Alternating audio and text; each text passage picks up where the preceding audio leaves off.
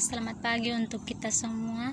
Baik, perkenalkan nama saya Melena Rohi, NIM 2001080079, kelas 4C, mata kuliah Teori Ekonomi Makro.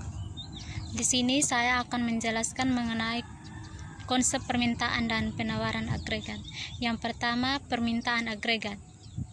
Permintaan agregat yaitu jumlah total pembelanjaan oleh rumah tangga konsumen, perusahaan, pemerintah pada berbagai tingkat harga. Adapun faktor-faktor yang mempengaruhi besarnya permintaan agregat yaitu tingkat harga dan juga dipengaruhi oleh kebijakan moneter dan fiskal yang dilakukan oleh permintaan. Semakin tinggi tingkat harga, maka semakin kecil belanja barang oleh pelaku-pelaku ekonomi, dan sebaliknya jika harga semakin rendah, maka belanja barang dan jasa dilakukan oleh pelaku-pelaku ekonomi dalam suatu perekonomian akan semakin meningkat. Sedangkan penawaran agregat menunjukkan pada total kuantitas barang yang bersedia dilaksanakan oleh seluruh produsen dalam suatu perekonomian pada berbagai tingkat harga dan suatu periode tertentu. Di dalam penawaran agregat juga terdapat faktor-faktor yang mempengaruhi penawaran agregat, yaitu tingkat harga, kapasitas produksi suatu perekonomian, dan biaya produksi. Semakin tinggi harga akan mendorong peningkatan jumlah total penawaran barang dan sebaliknya, sebagaimana dalam konsep ekonomi mikro pada perilaku produsen dalam penawaran barang. Dan di dalam penawaran juga ada juga faktor yang mempengaruhi penawaran, yaitu kapasitas produksi perekonomian yang ditentukan oleh besarnya investasi real.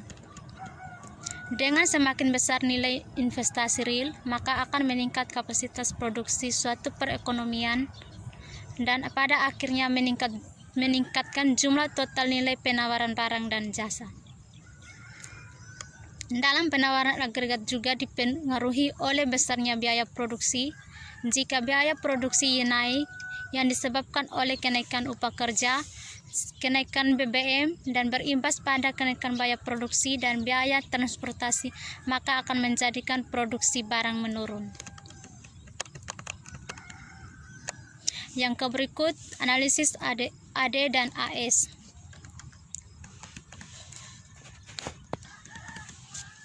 Pada keseimbangan pasar terjadi pada perpuntungan antara penawaran agregat sedangkan permintaan agregat yang menentukan besar jumlah output total dan harga keseimbangan pasar. Keseimbangan ekonomi makro merupakan gabungan dari semua harga dan jumlah barang di mana semua penjual dan pembeli merasa puas dengan transaksi tersebut.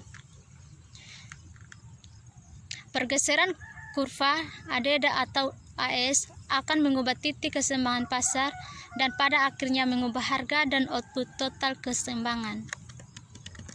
Kurva AD dan AS menunjukkan bagaimana keseimbangan pasar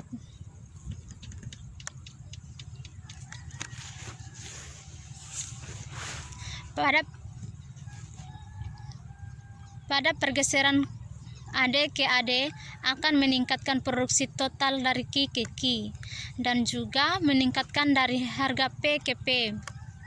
Pergeseran AD bisa terjadi misalnya karena peningkatan belanja pemerintah untuk membiayai proyek-proyek infrastruktur sehingga mendorong pertumbuhan ekonomi Q ke Q jauh lebih besar dibandingkan dengan output potensial yaitu Q.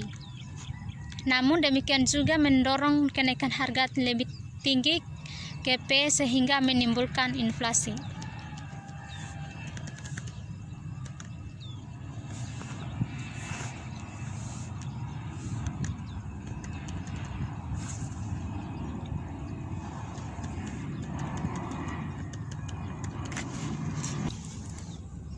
Peran pemerintah dalam konteks analisis AD/AS adalah bagaimana mengendalikan perekonomian baik dari sisi AD maupun AS. intervensi pemerintah dari sisi AD, misalnya pada saat perekonomian mengalami stagnasi, maka pemerintah menerapkan kebijakan ekonomi ekspansif melalui peningkatan jumlah uang beredar atau dengan menambah belanja pemerintah pada sektor ekonomi sehingga perekonomian akan terdorong naik.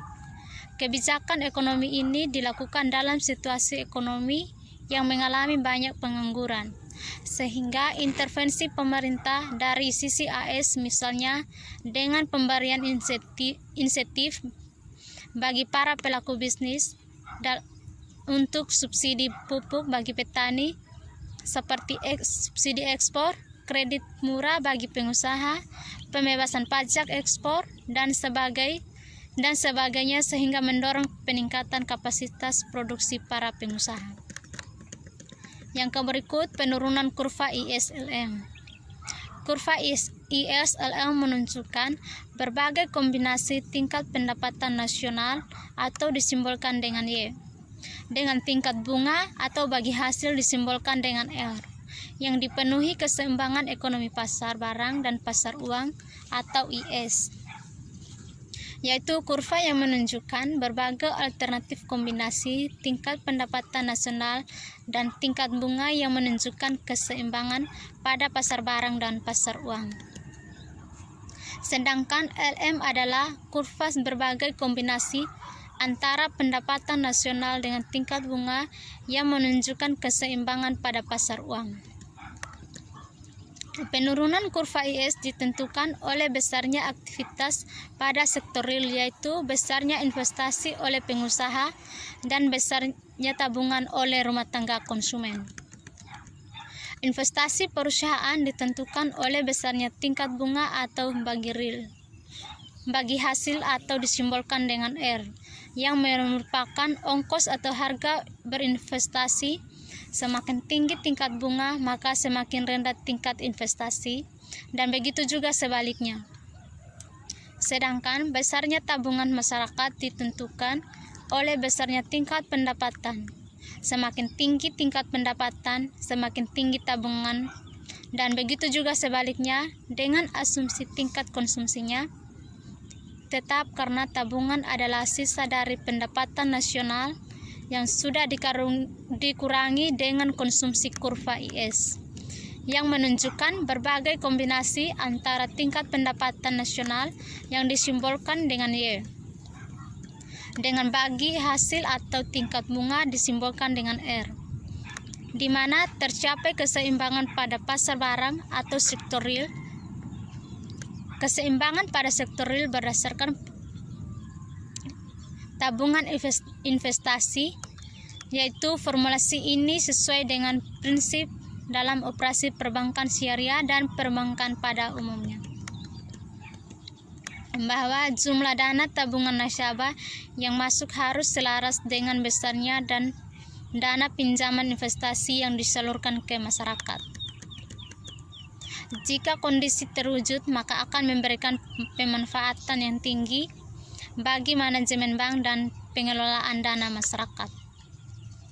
Namun, manakala dana simpanan nasabah tidak segera disalurkan ke dunia usaha untuk investasi, atau dengan kata lain, besarnya tabungan tidak sama dengan besarnya investasi. Oleh karena itu, akan menyebabkan inefisiensi dalam pengelolaan dana masyarakat.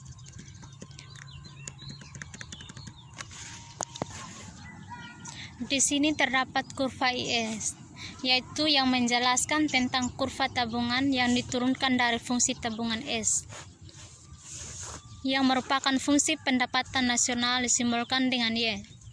Kurva S belereng positif, artinya semakin tinggi pendapatan akan mendorong semakin tinggi jumlah tabungan masyarakat.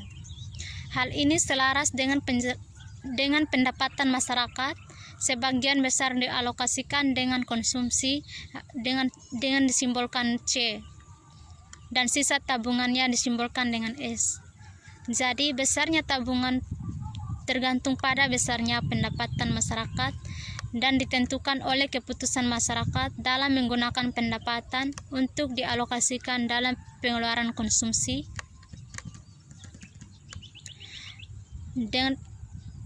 dapat diformulasikan sebagai berikut: Y sama dengan C tambah S, E sama dengan Y kurang C.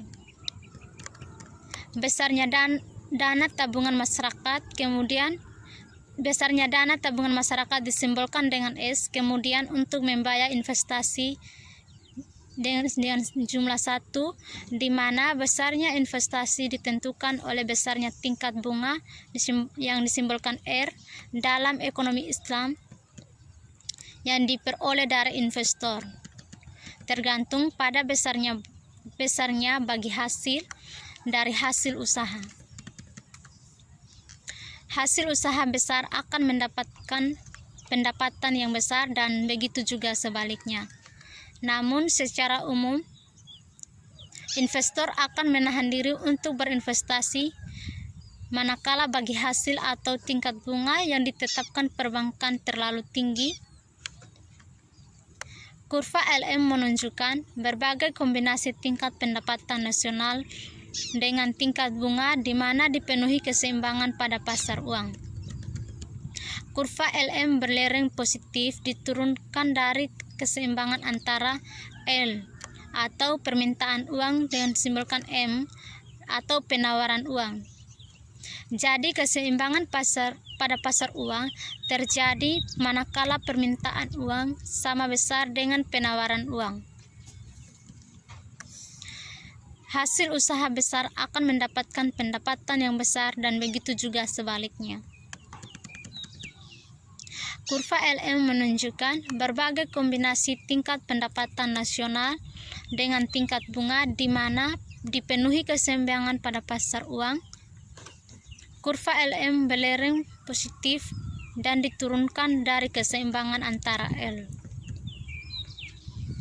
atau permintaan uang dan disimbolkan M, dan jadi keseimbangan pada pasar uang terjadi manakala permintaan uang sama besarnya dengan penawaran uang.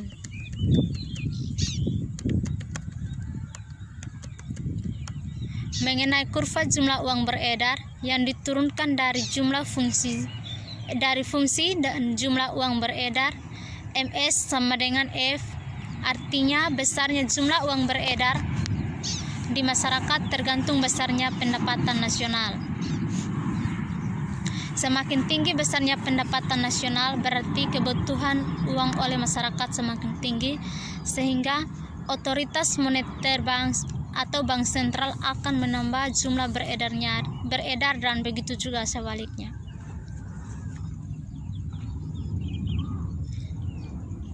Tentang kurva permintaan uang yang disimbolkan M yang diturunkan dari fungsi permintaan uang, yaitu kurva LM berlereng positif karena permintaan uang masyarakat didorong oleh adanya beberapa motif, yaitu transaksi, motif berjaga-jaga, dan motif spekulasi.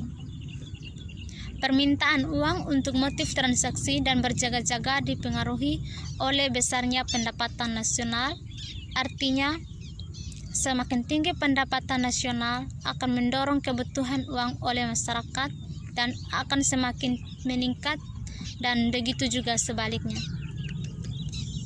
Sedangkan permintaan uang untuk spekulasi ditentukan oleh besarnya tingkat bunga.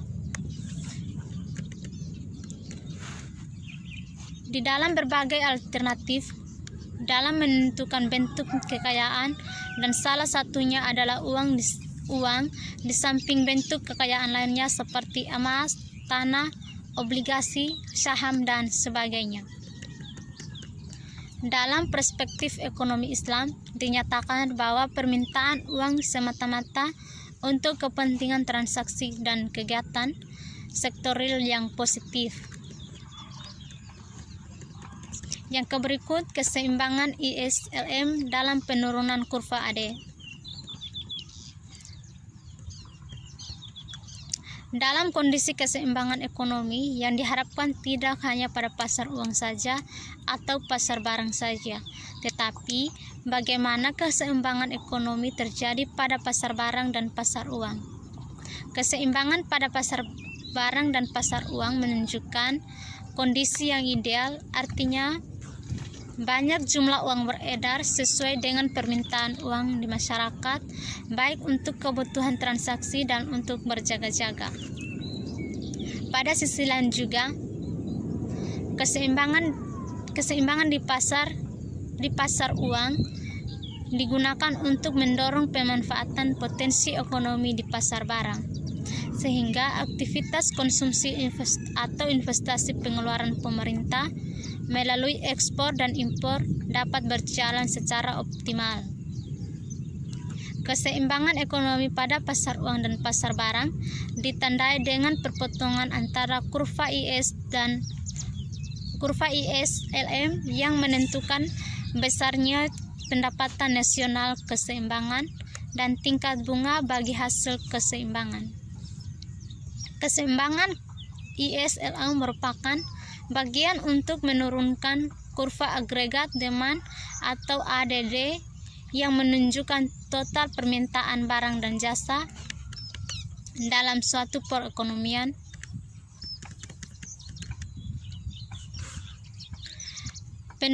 Bagaimana penurunan kurva agregat demand AD, yaitu adanya kebijakan fiskal ekspansif ditandai dengan perubahan kurva IS, yaitu perubahan pada komponen di pasar barang. Dimisalkan, ada kenaikan pengeluaran pemerintah dalam bentuk proyek-proyek pengembangan dan mendorong peningkatan kesempatan kerja dan pemanfaatan kapasitas produksi. Keadaan ini mendorong peningkatan kebutuhan dana untuk membiayai pengeluaran, sehingga mendorong kenaikan tingkat bunga dan pendapatan nasional baik di pasar barang maupun di pasar uang. Kenaikan pengeluaran pemerintah akan mendorong peningkatan produksi barang dan jasa, sehingga barang dan jasa semakin menurun dan pendapatan nasional keseimbangan semakin bertambah. Sekian dari hasil presentasi saya. Sekian dan terima kasih.